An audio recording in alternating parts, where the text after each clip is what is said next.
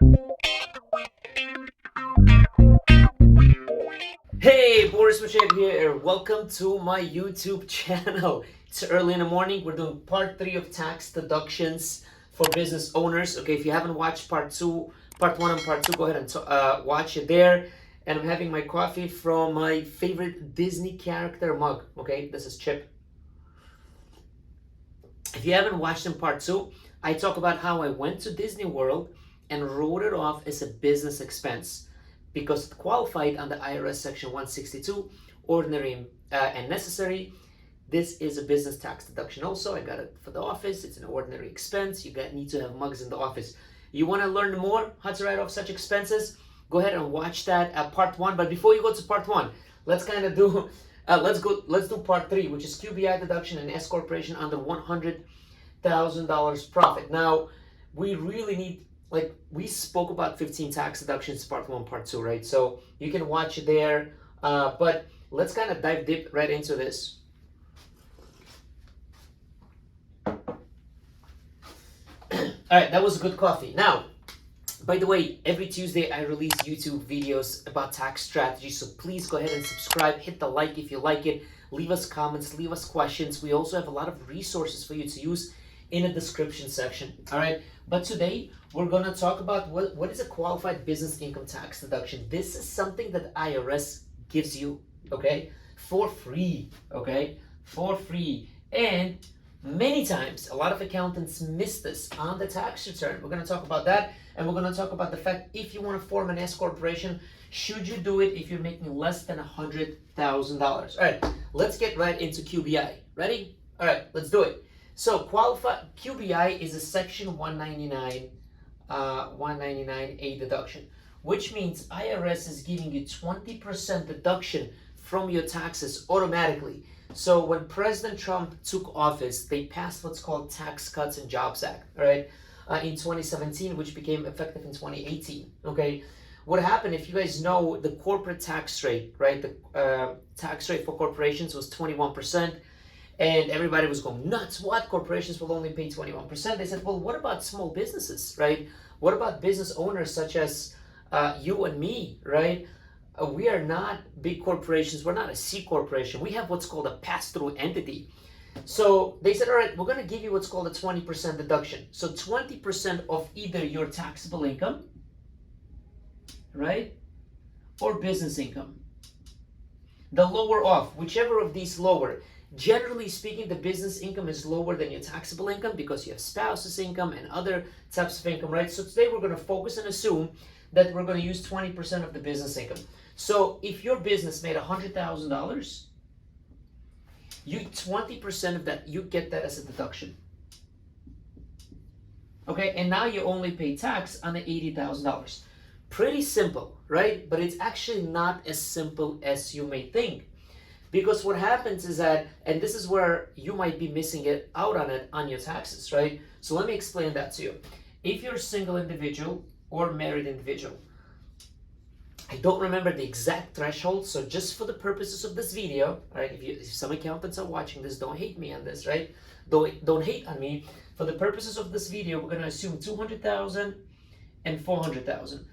Not assume, but estimate, because the number is about $200,000 and change and $400,000 and change. My voice is horsey in the morning. I don't know why I decided to shoot this video in the morning. But, so the IRS says as follows, okay? The IRS says as follows. If you are a regular business and not an SSTB, SSTB means doctors, attorneys, accountants, and some certain consultants, okay?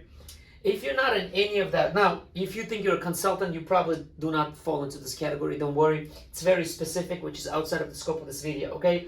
If you're anybody else but this, right? If you're anybody else but this, and you are a single individual, if you're making $200,000 or more, right? If your taxable income is more than $200,000, and you do not have wages, no wages in the business, then you do not get QBI deduction. And this is so important for planning because a lot of individuals, a lot of business owners, they do not have payroll that they pay to themselves or payroll for other employees. If you don't have that payroll, you're gonna miss out on a QBI deduction, okay? It's really, really important. Or if you're a married individual. Now, if you're one of these people, right, an SSTB, doctor, attorney, or an accountant, and you're a single individual or married and you're making over this amount of money in your taxable income, even if you have wages, you do not get the 20% IRS break. Because IRS thinks that doctors, attorneys, and accountants are super rich, okay? They think we are super rich, and they say, oh, you know what, if you're over this income threshold, you don't need that deduction, okay? So really, really important. What I want you to do is check your tax return. It's line 13 of your 1040, all right? 1040 form, line 13. And if you do not see a number there for a qualified business income deduction, ask your accountant why not, okay? Ask your accountant why not, because even though this is such a simple deduction, it should be automatically calculated on your tax return, but some tax returns, some tax programs require like a checkbox, right? That you qualify, you don't qualify, you're an SSTB, not SSTB, all that stuff, right? And what happens very often is that it's not appropriately checked off. And then what happens is that business owners lose out on this deduction on line 13. So if your line 13 is blank, ask your accountant, why is it blank? Okay, really, really important. Now, now you have to understand something. Planning for this, right? I always say if you have a tax preparer, you do not have a tax planner, because you must plan for QBI. What if you're one of these categories, right? What if you are an attorney, for example, making more than $400,000? You don't have a qualified business income deduction. Do you know what that is? That's about $80,000 in deduction that you could be missing out, right? If your income is over that. So what do? You have to plan strategically to bring your income below $400,000. And you're like, well, Boris, how do I do that? Yes, that's where you start doing planning. Maybe it's form another entity, such as C corporation, right? Or it could be, prepaying your expenses for the year, right? That's one of the year-end tax planning. You want to make sure you prepay your expenses, but you definitely always want to be doing the QBI planning. Even if you're not one of these, but you could be somewhere in this category, how much should your wages be, right? It also accounts for properties, like if you have real estate, like the calculation gets really, really complex. This is a very simple example that I gave you, right? You made 100,000, you took 20,000, 20%, 80,000. But what if you are hitting these thresholds? What if you have wages, or what if you don't have wages, right? Section 199A, we have amended tax returns for clients to claim back Section 199A, okay, as high as $80,000 in deductions, okay? If you think about that, right? If somebody's in a 20% bracket, that's $16,000 in tax savings. So part of your deductions, right, even though we talked about in part 1 and part 2 of this video, you can check it out later, 15 tax deductions and write-offs, but what about other things that IRS kind of gives you? You just have to know about it, right? So what you want to do is that every year when you get your taxes done before year end, speak to your accountant about QBI planning. Do you get QBI? Can you increase your QBI, right? What do you need to do? How does that work? And check your line 13 of your previous year's tax return. It says qualified business income tax deduction, okay? So of a 2021 tax return, I think 2020 tax return, that was line 10. I'm not 100% sure, but the lines did change, okay? So definitely plan for your QBI deduction. Another thing to note over here is that when you are hiring your spouse, right? When you're hiring your spouse, so what if you're the only employee of your business and you're like, you know what, I want to put my spouse on payroll, and some people just put their spouse on payroll for like no reason, right? Spouse doesn't work. Oh, I want her to get Social Security benefits. Oh, I want him to get a 401k, whatever, all that nonsense, right? That they're not really planned. Oh, I say nonsense, I don't mean to. But like, it's really being done without any good reason. Because what happens is that if you're gonna lower down your profit, you're gonna kill your 20% deduction while you're trying to give your spouse a Social Security benefit, right? You've gotta plan this out accordingly. So I hope this right here is very, very clear. If you have any questions about this, please put them in the comment section below. Okay, awesome. Now, let's talk about S corporation under $100,000 profit, right? What if you are a single member LLC or a sole proprietor and you're thinking about forming an S corporation, right? And like, Boris, when does it make sense for me to form an S corporation? And I know you're probably watching a lot of videos online and YouTube and TikTok and like all these shorts and all of that beautiful stuff, right? And say, oh, even if you make like $50,000 profit, you should like open an S corporation for yourself. That is not necessarily true. It used to be true before Tax Cuts and Jobs Act of 2017. It is not true anymore, and a lot of accountants still live by the old tax law and rules, right? Here's how it works. Let's just kind of take a simple example. First of all, why do business owners want to elect to be an S corporation? That is to save on self-employment taxes, right? Self-employment taxes are 15.3%. That means for every, let's say $1,000 that you earn, you pay extra $150, right? $150 in self-employment taxes. Okay, 153, right? Whatever. $153 in self-employment taxes. That's because you're an S corporation. Okay, excuse me. I take it back. That's not because you are a sole proprietor. The reason that business owners choose to be taxed as an S corporation is to avoid paying the 15.3% tax, which is $153 for every $1,000 on the entire net profit. They only pay this on W-2 salary, right? So example, let's say you made a profit of $100,000, right? If you're not an S corporation, guess what you're gonna pay? You're gonna pay $15,300 in self-employment taxes. That's Social Security and Medicare tax, okay? But if you choose to be taxed as an S corp, right, your reasonable salary, assuming in this case would be $60,000, well, guess what? You're only gonna pay self-employment tax, okay, on a $60,000. So what does that look like? Minus 6,000, so 9,000, about $9,000, right? $9,000. Did I do that right? Yeah. Yeah. So you're gonna pay about $9,000. So really, you saved $6,000. Okay, does that make sense? Save. Okay, you saved $6,000 on your taxes if you choose to be taxed as an S corporation. But what if you are $100,000 profit or less than $100,000 profit? So remember what I talked about QBI deduction.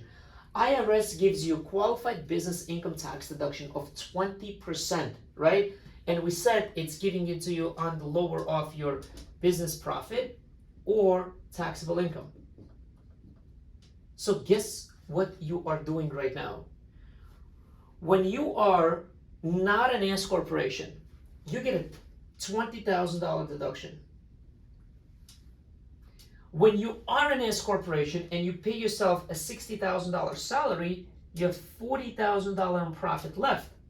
So 20% of $40,000 is $8,000, right? So we're gonna write versus $8,000 deduction. So you lost on $12,000 in deductions, okay? You're like, well, Boris, I saved $6,000. I understand that, right? But if you take a $12,000 deduction, let me just erase this, right? Let's just make this bigger, right? Think about it this way, right? You lost on $12,000, right? We're gonna write lost. And if you are in 20% bracket, right? Assuming if you're in this income bracket, 20%, right? If you're in 20% bracket, that's $2,400 in extra tax. You're like, well, Boris, I saved $6,000. That is correct. You saved $6,000, you lost $2,400. That leaves you with $3,600 in savings. Still, an S corporation is a viable choice. But what I want you to do is assess the cost, right? Because when you are an S corporation, you now have to process payroll and you have to pay state unemployment insurance taxes. In most states, you have to do that. You also have to file S corporation return. It's a separate tax return, which most accountants charge about $2,000, right? This is about $500. You got another $2,000.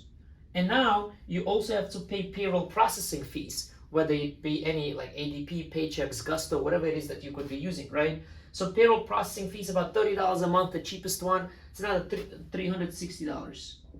Okay, so you are looking at $22,860 in extra cost of having an S corporation. So budget for about $3,000 in extra cost for an S corporation.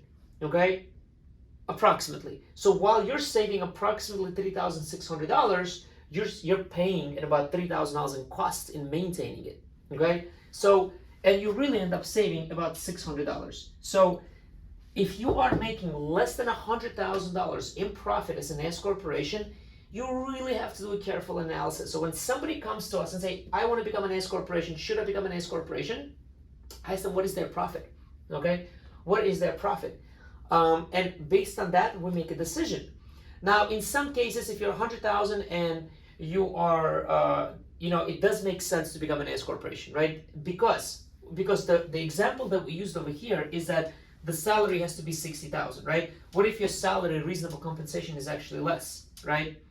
Or what if you are in a non-income tax state, such as Florida, Texas, right? So that makes sense, right? We're gonna write no tax state, right?